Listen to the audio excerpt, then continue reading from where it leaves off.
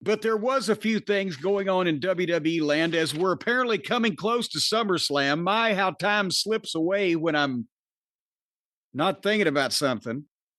So we're going to have to catch up with the programs and go forward with our recommendations on the big 2-night SummerSlam. But there were a few things, as I said, on last week's Raw. And they have made me a fan of Naomi, Brian. I'm saying that she has made me a fan of Naomi. Where did this all of a sudden come from? She comes out. She's the new champion. We know that, she won on the deal and the cash in. But she cuts this heel promo where she's just got all kinds of fucking bitchy attitude going on and telling people off. I didn't betray Bianca. I outgrew her. She wanted me to be a flunky. all you raggedy heifers in the locker room better proceed with caution. I mean, she hooted them down from whatting her?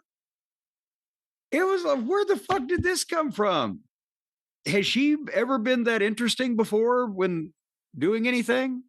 I think she's been pretty good as a heel, but the promos of late, and especially that one, after winning the World Championship as a surprise when she cashed in at the Evolution show, I thought she was great. And the way she handled the crowd, like you said, the attitude, she seemed believable. Even though she's wearing a ridiculous outfit, you believe her. And I'm ready to say she's the best promo in her family. Yes. I don't have the tree right here in front of me, so who knows, we may be overlooking somebody, but it that comes to mind, yes. That's the kind of heel you don't like, but you want to watch them talk and do that stuff and just be a heel. So I really like it.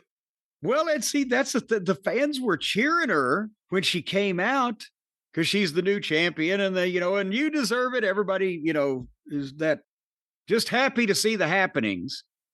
But she cut a heel promo on him, and they still kind of cheered, but it was good. Like you said, it was that we're seeing, some good shit, and she meant it, sounded like she meant it, and people could see some truth in it, possibly.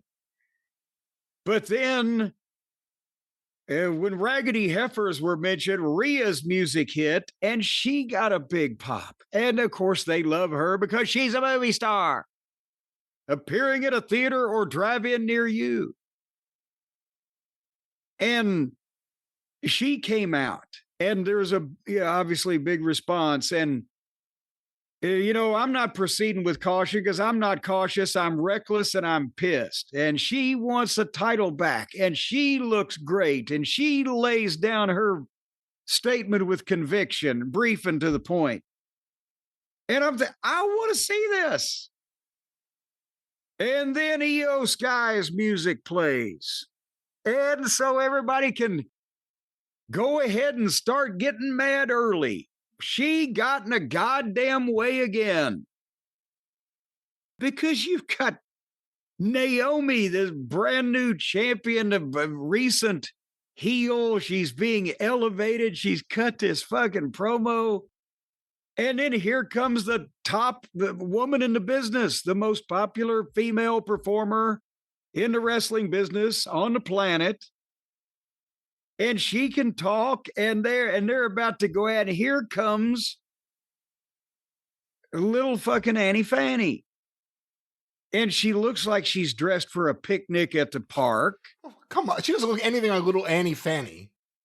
She's got a matching cute little checkered outfit, like she's going to a picnic, and she's a foot shorter than both of these raggedy heifers.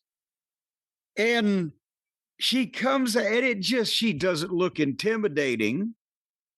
And she's coming out and smiling and shaking hands with the people when these two behemoths have set this mood of confrontation.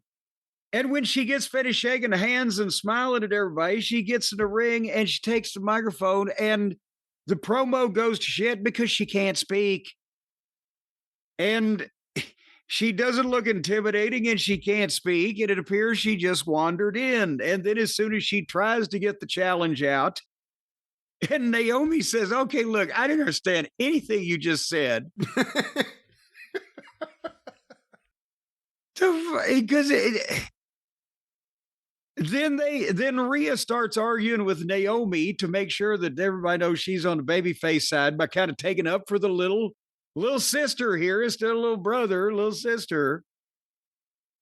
And then Pierce comes out and announces, in 3 weeks at SummerSlam, it's a goddamn three-way. So what the segment did was make me want to see Naomi and Rhea Ripley have this fucking match, and then they stuck in Iyo. Oh, Iyo. So she can, satisfy the longings and pangings of the grade school crowd and get in the way and have another three-way. Like we need more of those. Your thoughts? Yeah, that was the same thing with WrestleMania. They were setting up Bianca and Rhea, or at least it felt like it. Seemed like it should have been the setup for it. And then Iyo was involved. Iyo ended up winning. They got away from Bianca and Rhea. And now we have this natural thing, you would think, between Naomi and Rhea. Rhea was about to win. Again, Iyo lost the title, so she cost her it, but it's going to be another three-way. And I feel like there are way too many across wrestling. It's not about the women's division. It's a wrestling-wide problem. It's a Triple H problem and a Tony Khan problem. Way too many three-way matches.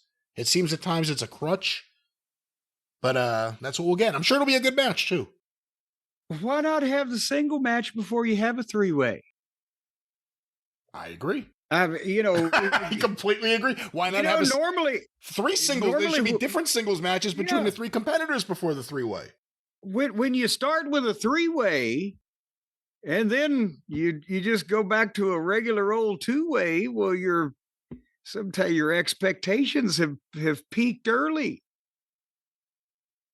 Anyway, I love Rhea, and now I love Naomi. I don't love Iyo. I don't care if she can do the moves from the sky and fly and be free and fly away. All right, but you like the segment overall because of Naomi's performance? Yes. I love me some Naomi. And I haven't been this happy about Naomi since she was with the Flying Burrito Brothers. Well, again, that wasn't her. I don't even necessarily understand the reference. But did you see anything else on Raw? Naomi?